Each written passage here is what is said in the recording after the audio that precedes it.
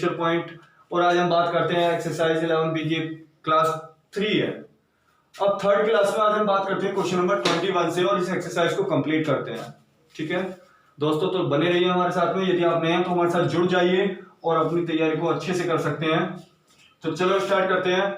आपकी एक चाय है 200 किलोग्राम की चाय प्रत्येक 3 किलोग्राम के साथ 3 किलोग्राम चाय जो है कौन से रेट वाली है, 200 के रेट वाली है। ठीक है, 2 किलोग्राम चाय, इसका कोई हमें रेट नहीं पता इसलिए हमने जीरो लेट कर लिया। ठीक, कह रहा है कि इस दोनों के मिश्रण को 177 में बेच दिया। मिश्रण वाला बात कह दी है उसने, 177 में बेच दिया। ठीक है, इसे बेचने पर दुकानदार को 18% लाभ होता है। ये जो मैंने बताया ना, इस पर बेचने पर 18% लाभ होता है, किसके इक्वल है, 118 के। 59 दूनी 118, 59 तिया 177, तो 3/2 1 के बराबर, तो 100 के बराबर क्या हो गया, 3/2 गुणा 100 तो 50, तो मतलब 150 आ गया। ठीक है दोस्तों, अब जरा हम एलिगेशन लगा दें तो 150 का 150, यहां 50 का डिफरेंस, 50 से कम 50, 50 तिया 150, तो 3:1 की बात आ गई दोस्तों। जरा देखना, मेरा 3 तो 3 बैठ रहा है सेम। ये कितने टाइम्स है, 2 टाइम्स है। जब यहां तो 1 टाइम्स है, यहां 2 टाइम्स है, तो मुझे ये भी तो 1 टाइम्स ही होना चाहिए। तो वो किसका होगा, जो बीच का जो होता है ना 150, जितने टाइम्स ये बनता है अपॉन 2 उतना ही हो गया 75। तो मेरे इसकी जो वैल्यू आएगी दूसरी चाय की जो आएगी वो आएगी 75 रुपए पर किलोग्राम। ठीक है दोस्तों, नेक्स्ट। तो दोस्तों क्वेश्चन है, एक बेईमान दुकानदार अपने सामान को क्रय मूल्य पर बेचने का दिखावा करता है। ठीक है, वह त्रुटिपूर्ण बाट का प्रयोग करता है और इतने % लाभ कमाता है। तो 6:18/47% का, तो 14 7 6 होते हैं 282, और 282 में 18 ऐड होगा तो कितना हो गया 300/47। ये वाला परसेंटेज हटाया, इसको 100 नीचे लगाया, ये आपका खत्म। ठीक है दोस्तों, 3/47। अब आप देखो 47 और 3 दोनों का ऐड करोगे तो 50 ग्राम बनता है। ठीक, मुझे बनाना कितना है 100 ग्राम, वो सॉरी 1000 ग्राम, क्योंकि बात कर रहा है वो 1 किलोग्राम की, और 1 किलोग्राम में कितना होता है 1000। ये आप देते हो, ये घपला होता है, गड़बड़ होती है। ठीक है, लेकिन दोनों का जोड़ के तो 1 किलो बैठना चाहिए। अब बैठ कितना है 50, और 50 में यदि मैं 20 की गुणा कर दूं तो मेरा 1000 किलोग्राम बैठ जाएगा, नहीं बैठ जाएगा। तो मैंने 20 की नीचे कर दी, 20 की ऊपर कर दी।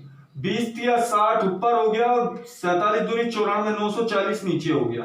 तो इसका मतलब वो 1 किलो की जगह 940 किलोग्राम तोलता है। कितने ग्राम तोलता है, 940 ग्राम। बस इतने का बाट का प्रयोग करता है, 60 का प्रॉफिट कमाता है वो।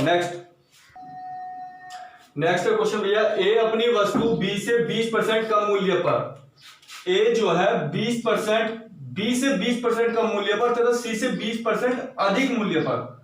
आपके पास ए बी सी है, ए आपका 100 है, बी जो है भाई, ए जो है बी से 20% कम पे है ना, तो 120 का हो गया बी, भाई इससे तो ज्यादा होगा। और ए सी से 20% ज्यादा है, तो ए और सी हो गया 80 का। चलो ठीक है, कह रहा है ए से 9600 की मूल्य खरीदता है, कुल प्रोडक्ट खरीदा जाता है 9600 रुपए का, यदि वह बी तथा सी से आधी आधी खरीदे। अब 9600 का माल यदि बी से भी खरीदे और सी से भी खरीदे, ठीक है, आधा खरीदे बी से, 9600 का आधा कितना हो गया 4800। 4800 का माल वो 120% पर बी से खरीदे, तो कितने का होगा भैया, 12 96 का 6 कहां से लगे 9, 12 चौक 48 और 9 57, 5760 का माल होगा। और यदि 4800 का माल, क्योंकि 9600 का आधा इसने खरीदा आधा इसने खरीदा, इसलिए 80% पे खरीदा, 8 64 4 6 8 चौक 32 6 38 3840। इन दोनों को जोड़ो तो 6 4 10 1 8 7 15 16 1 5 3 8 1 9, ये तो 9600 पे बैठा। तो भैया क्या प्रॉफिट होगा उसे, क्या लाभप्रद रहता है, नहीं, न तो प्रॉफिट होगा, न लाभ, न हानि, क्योंकि भैया 9600 का ए अकेला खरीद रहा है, ये दोनों मिलकर भी खरीदे, जब भी 9600 का आ रहा तो ना प्रॉफिट ना हानि। नेक्स्ट दोस्तों, एक दुकानदार था, उसके पास 100 किलोग्राम चीनी थी, ठीक है। उसने कुछ भाग तो 10% प्रॉफिट पर बेच दिया, कुछ भाग 20% प्रॉफिट पर बेच दिया। अब दोनों को अलग अलग करके बेचा, ओवरऑल से 12% का प्रॉफिट हुआ। तो ऐसे में हम क्या लगा देते हैं, एलिगेशन लगा देते हैं। तो डिफरेंस देखते हैं हम 8 का या 2 का, 2 एकम 2, 2 चौक 8। हमारे हिसाब से तो चीनी बटी है 5 किलोग्राम, वो कह रहा है 100 किलोग्राम, ठीक है। 5 एकम 5, 5 से 20 बार कट गया। अब वो कह रहा है कि भैया मेरे 20 किलोग्राम चीनी है, तो कह रहा 20% लाभ पर जो बेची गई है, 20% वाली इधर की है, तो 1 गुणा 20, तो 20 एका 20 किलोग्राम चीनी हो गई। नेक्स्ट की बात कर लेते हैं दोस्तों। तो दोस्तों क्वेश्चन है, एक व्यापारी अपनी वस्तुओं के मूल्य से, वस्तुओं के क्रय मूल्य से 25% अधिक अंकित करता है। यदि आप 100 रुपए की चीज लाए, आपको बेचनी है, आपने उस पर 125 छाप दिए, यह आपका अंकित मूल्य है, एमआरपी है। फिर आप जिसको बेच रहे हो वो कह रहा है कि यदि नकद भुगतान करेगा तो 8% का प्रॉफिट होगा, सॉरी 8% की छूट देगा। कितनी देता है, 8% की छूट। तो आप ही बताओ, यदि मैं 8% की छूट निकालूं तो 92 निकालूंगा, नहीं निकालूंगा? 25 पंजे 125, 25 चौका 100, 4 से कट गया 23 बार, 23 पंजे 115। अब एक बात बताओ, 100 की चीज अब भी 115 की बिक रही है भाई, 100 की चीज अब भी 115 की बिक रही है, तो 15% का प्रॉफिट हो गया, सीधा सीधा दोस्तों, करने की जरूरत नहीं है। नेक्स्ट, तो मैंने जो है 5400 में 2 मेजें खरीदी, ठीक है। अब खरीद के तो मिल गया है, उन्होंने मुझे बेचना है। एक को मैं बेच रहा हूं 5% हानि पर, मतलब 95% पर बेच रहा हूं, ठीक है। दूसरी को मैं बेच रहा हूं 7% प्रॉफिट पर, मतलब 107 की बेच रहा हूं। कह रहा है कि मुझे जो है ओवरऑल ना तो लाभ होता है ना हानि होती है, मतलब मेरा जो ओवरऑल प्राइस आता है वो 100% ही आता है। जरा देख लो दोस्तों, यहां कितना आया मेरा 7 का डिफरेंस, यहां कितना आया मेरा 5 का डिफरेंस। मेरे हिसाब से तो 12 रुपए की मेज थी भैया, 7 5 12, वो कह रहा 5400 की थी सर। 12 एकम 12, 12 चौक 48 बचा 6, 12 पंजे 60, 1 के बराबर 450। मैं जरा मूल्य निकालूं, 7 0 0, 7 पंजे 35, 5 3, 7 चौक 28, 3 31, एक तो 3150 की थी, और 45 पंजे 225 होता है, एक 2250 की थी। नेक्स्ट कर लो। क्वेश्चन है, अंकित मूल्य पर 12% की छूट के बाद एक दुकानदार को 21% लाभ होता है, ठीक है भाई। अब उसने अपनी वस्तुओं को अंकित मूल्य, उनके क्रय मूल्य से कितने % अधिक निर्धारित किया हुआ है। तो दोस्तों एक बात बताओ, अंकित मूल्य पर 12% की छूट है, मैंने 100 रुपए अंकित मूल्य मान लिया, ठीक है। आपका 12% की छूट है, वो मैंने 88 का हो गया। इस 88 पर बेचने पर आपको 21% का प्रॉफिट होता है। कितने का प्रॉफिट होता है दोस्तों, 21% का। तो ये मेरे 121 के पैसे हुए नहीं हुए, चेक कर लो, 121 के पैसे हुए। 11 से 11 बार कट गया, 11 से 8 बार कट गया, 8/11। तो कह रहा कितने % अधिक अंकित करने पड़ेंगे। ये आपका सीपी और ये आपका एमआरपी। तो आप ही देख लो दोस्तों, 8 पे 3 ज्यादा है, 8 पे 3 ज्यादा है, तो 3/8 किसके बराबर होता है, 37.5% के बराबर। मतलब आपको 37.5% अधिक अंकित करने पड़ेंगे। नेक्स्ट क्वेश्चन है दोस्तों, एक दुकानदार है, वो अपने सामान को क्रय मूल्य पर तथा उनके, मतलब सामान को मूल्य, उनके क्रय मूल्य से 20% अधिक अंकित करता है। आपका जो है 100 रुपए था क्रय मूल्य, ठीक है, आपका क्रय मूल्य 100 रुपए था, आप जो है 20% अधिक अंकित कर रहे हो उससे, मतलब आप 120 अंकित कर रहे हो। वह 3/4 सामान, कितना, 3/4 सामान वह अंकित मूल्य पर बेचता है, ठीक है जी। आपका मैंने मान लिया एक सामान था, उसका 3/4 सामान वो इसका अंकित मूल्य पर, मतलब एमआरपी पर बेचता है। चलो, तथा शेष सामान, अब 3/4 सामान, 4 में से 3 तो बिक गया, आपका 4 में से 1 बचा ना। अंकित मूल्य के 50% पर, मतलब अंकित मूल्य के आधे पर। अब 120 का आधा कितना होगा? 60। 50% यही तो होगा, आप भी चेक कर लो, 50% आधा ही तो होता है 60 में।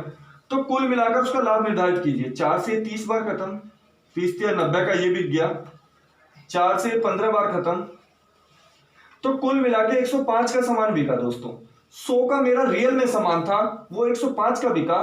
तो आप बताओ ये 5% का प्रॉफिट हुआ नहीं हुआ? Okay, next question.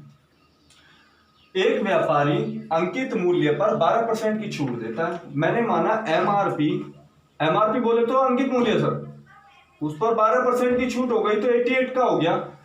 वह अपनी वस्तुओं को मूल्य, क्रय मूल्य से कितना परसेंट अधिक अंकित करे ताकि उसे 10% का प्रॉफिट हो।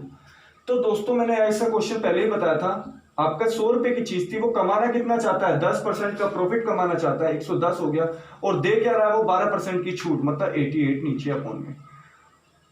11 10 जा 110, 11 8 जा 4 दूनी 4 दूनी 8, और 4 से 25 बार, और 2 से 5 बार, तो 25 पंजे 125, मतलब 100 की चीज वो 125 निर्धारित करेगा जब उसे हर चीज मिल जाएगी।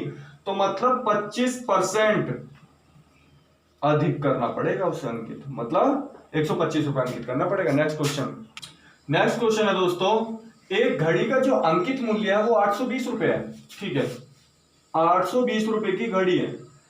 एक व्यक्ति ने उसे 2 क्रमवार कटौतियां लेने के उपरांत, पहली कटौती ली, कुछ आया, दूसरी कटौती ली, तो मेरी बची वो 570 रुपए 72 पैसे की। तो पहली तो कह रहा है वो पहली कटौती आपकी 20% की, चलो, लेकिन दूसरी पूछ रहा है, दूसरी क्या होगी? आपको एक बात बता दूं भाई, एक बात बताओ, किसी का 10% एक जीरो खत्म कर देते हैं, 82 हो गया। 820 का 10% 82, तो 20% कितना हो गया? मल्टीप्लाई कर दो 2 की, 2 दूनी 4, 2 8 16, 164 रुपए हो गया। मतलब 820 में से 164 माइनस हुआ, 10 में से 4 गए 6, यहां बचे 11, और 11 में से 6 गया 5, यहां बचे 7, 7 में से 1 गया 6, तो मेरा 656 रुपए का हो गया। वो पहली कटौती के बाद 656 का हो गया। अभी दूसरी कटौती निकालने, तो देख तो लो कितने की छूट है, पैसों में तो देख लो। 656 को में से आप 570 रुपए 72 पैसे माइनस कर दो। 10 में से 2 गया 8, 9 में से 7 गए 2, 5, 15 में से 7 गए 8, 85 रुपए 28 पैसे जो है 656 पर आपको छूट मिली। क्लियर है? अब इसकी मल्टीप्लाई कर लेंगे, ये पॉइंट से खत्म हमारा, तो कितनी बार जाएगा भाई? आप इसे काट लीजिए, 4 से काट लीजिए, 4 एकम 4 बचे 2, 4 छिंग 24 बचे 2, सॉरी 4 से नहीं, 4 एकम 4 बचे 2, 4 छिंग 24 बचे 2, 1 4 चौक 16, 4 दूनी 8, 4 एकम 4, 4 तिया 12, 4 दूनी 8, 4 से फिर काट लीजिए, 4 चौक 16, 4 एकम 4, 4 पंजे 20, बचा 1, 4 तिया 12, 4 तिया 12, तो 41 से हमें काटना है, 13 बार कट जाएगा। कितनी बार?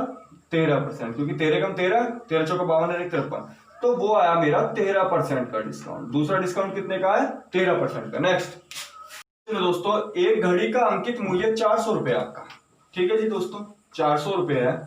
अंकित मूल्य पर आप 25% की कटौती देने के बाद, 25% की हमने कटौती दे दी, तो समझ रहे हो ना, 25% की कटौती दे रहे हो तो आप 25% जब आप इसका निकालोगे, 25 चौका 100, आपने 100 रुपए की कटौती दे दी, तो आपका कितने रुपए की चीज वो बची? 300 रुपए की। लेकिन उसने कहा इसके बाद में 20 रुपए की हानि हुई। जब हानि हुई इसका मतलब सीपी क्या होगा मेरा? भैया 300 में बेचने पर 20 रुपए की हानि हो रही है, तो मेरा इसका मतलब 320 की चीज थी। हानि परसेंटेज किस पे निकाली जाएगी? सीपी पर। 20 रुपए की हानि हुई, सीपी कितना है? 320। 0 से 2 0, 2 से कट गया 16 बार। अब 1/16 किसके बराबर होता है? 6 सही, 1/4%। नेक्स्ट क्वेश्चन है दोस्तों, एक घड़ी को आप 15% लाभ पर बेचा गया। चलो मैंने मान ली घड़ी 100 की थी, आप उसे 15% लाभ पर बेच रहे हो, मतलब 115 की बेच रहे हो। यदि इसे 5% कम में खरीद कर लाते, मतलब 95 की लाते, और इससे 21 रुपए कम में बेचते, यहां से यहां तक 21 रुपए कम में बेचते, तो इस पर 10% का लाभ होता, 11/10 का लाभ होता, इस पर लाभ होता। पहले भी क्वेश्चन करा चुका हूं मैं से, 11×5 = 5, 11×99 और 5 104/10, 10 से जब मैंने डिवाइड करूंगा तो 104.5 आ जाएगा। ठीक है दोस्तों, अब 115 और 104.5 में कितने का डिफरेंस है मेरे? 10.5 का। साथ हमारे यहाँ क्वेश्चन खत्म होते हैं। और यदि आपके पास बुक अवेलेबल नहीं है तो आप हमारी ऑफिशियल वेबसाइट पर बुक को डाउनलोड कर सकते हैं, जिसका लिंक हमारे डिस्क्रिप्शन में दिया गया है, जिसका प्रोसेस आपको स्क्रीन पर दिखाया जा रहा होगा कि किस तरीके से आप हमारे डिस्क्रिप्शन लिंक से बुक को डाउनलोड कर सकते हैं इजीली। धन्यवाद। आज का वीडियो हम यहीं पर समाप्त करते हैं।